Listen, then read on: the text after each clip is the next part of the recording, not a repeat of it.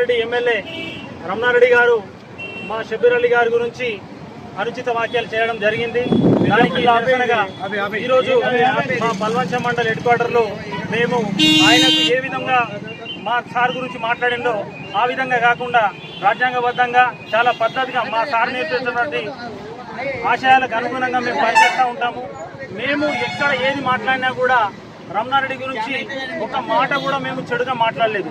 మా షబ్బీర్ అలీ గారు స్పీచ్ ఇచ్చినప్పుడు కూడా ఆయన గురించి ఎక్కడ ఫ్లోలో కూడా ఆయన గురించి చెడుగా మాట్లాడలేదు.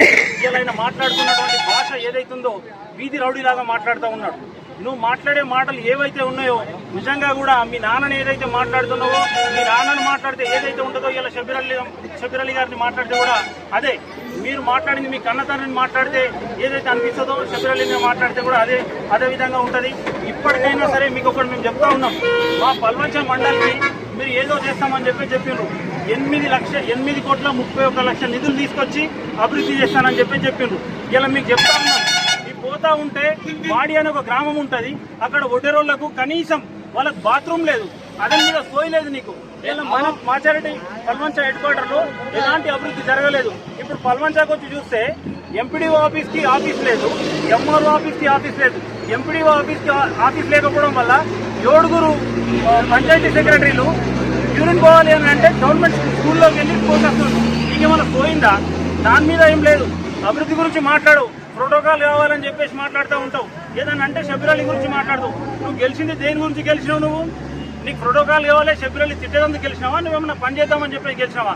150 కోట్ల నిధులు తీసుకొచ్చి మొత్తం ప్రాంతాన్ని అభివృద్ధి చేస్తానని చెప్పినావు. ఏమైనా నీ 150 కోట్లు ఎక్కడన్నా ఒక రూపాయి పెట్టి నువ్వు ఫౌండేషన్ వేసినావా? అబద్ధాలు చెప్పి మొత్తానికి గెలిచినావు ఎమ్మెల్యేగా. ఈ ప్రజలు నీకు అవకాశం ఇచ్చింది, నువ్వు ప్రూవ్ చేసుకో, పని చేసి చూపించు. అంతే తప్ప ప్రెస్ మీట్లు పెట్టి పిల్లల్ని రెచ్చగొట్టుకుంటా, యువకులను రెచ్చగొట్టుకుంటా నీ అభివృద్ధి మొత్తం దాని మీదనే చూపిస్తున్నావు తప్ప ప్రజల మీద ఎలాంటి నీకు ఆలోచన లేదు. నువ్వు నిజంగా చెయ్యాలనుకుంటే సెంట్రల్లో మీ బీజేపీ పార్టీ ఉంది, 2 ముఖ్యమంత్రులు ఓడగొట్టినని చెప్తా ఉంటావు.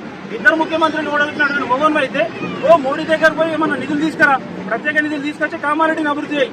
అంతే తప్ప ఈ చేతగాని మాటలు మాట్లాడితే పద్ధతి కాదు. ఈసారి మేము చాలా మిమ్మల్ని ఏమనకుండా వదిలేస్తున్నాం. ఇంకొకసారి కనుక ఇట్లాంటి వ్యాఖ్యలు చేస్తే తప్పకుండా నువ్వు గ్రామాలలో తిరగడానికి కూడా ఆలోచన చేయాల్సి వస్తుంది. నిన్ను గ్రామాలలో అడుగుపెట్టనీయం. ఇప్పటికైనా నీకు ఒక ఛాన్స్ ఇస్తున్నాం.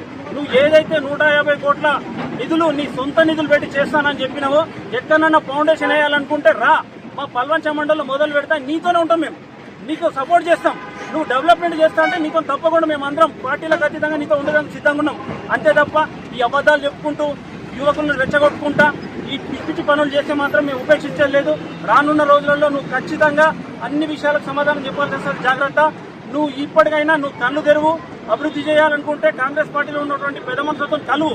అంతే తప్ప ఆడిపోతావు, అసెంబ్లీలో పిచ్చి పిచ్చి మాటలే మాట్లాడుతావు, ఈడికి వస్తే ఊర్లలో అవే మాట్లాడుతావు, ప్రెస్ మీట్ పెడితే అదే మాట్లాడుతావు. నీకు ఏది చేత కాదు, అయితే పని చేయి. కాకపోతే చేత కాదని చెప్పేసి ఊకో. అంతే తప్ప ఈ పిచ్చి పిచ్చి మాటలు మాట్లాడితే నువ్వు కరెక్ట్ కాదని చెప్పేసి మరొకసారి నీకు హెచ్చరిస్తూ ఉంటావు. ఇప్పటికైనా షబ్బీర్ అలీ గారికి క్షమాపణ చెప్పి నువ్వు ఏదైనా పని చేయాలనుకుంటే పార్టీలకు అతీతంగా సపోర్ట్ చేస్తామని చెప్తున్నాం కాబట్టి దాని మీద నువ్వు ఏదైనా ఆలోచన చేసుకోమని చెప్పి ఇతో చెప్తా ఉన్నాం. కాంగ్రెస్ పార్టీ షబ్బీర్ అలీ గారి నాయకత్వం.